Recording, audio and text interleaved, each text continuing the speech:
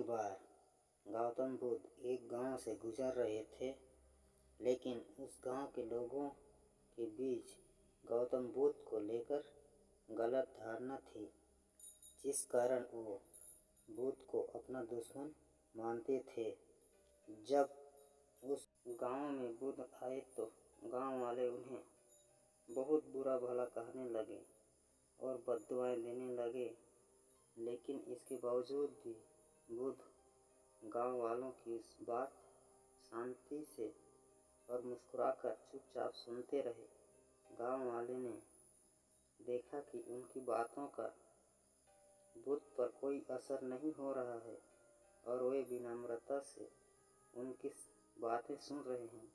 गांव वाले जब बोलते बोलते थक गए तो आखिर में बुद्ध ने कहा कि यदि आप सभी की बातें समाप्त हो गई हो तो मैं अब प्रस्थान करूं।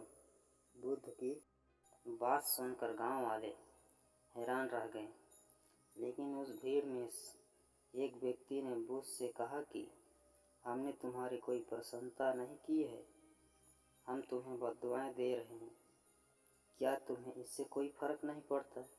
बुद्ध मुस्कुराते हुए बोले, जाओ, मैं आपकी गालियाँ या बद्दुआओं को लेता ही नहीं। आपके द्वारा दी गई गालियों से भला मेरा क्या होगा? जब तक कि मैं आपकी गालियों को स्वीकार ही नहीं करता, इसका कोई परिणाम ही नहीं होगा।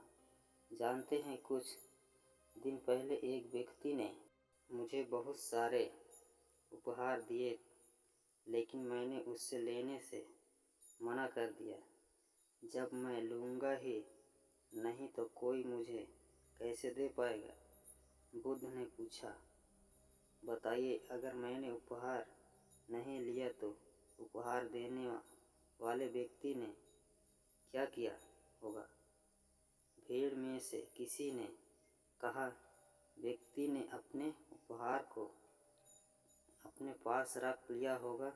बुद्ध ने कहा, मुझे आप सब पर इसलिए दया आती है क्योंकि मैं आपकी इन गालियों को लेने में असमर्थ हूँ और आपकी ये गालियाँ आपके पास ही रह जाएगी। सीख।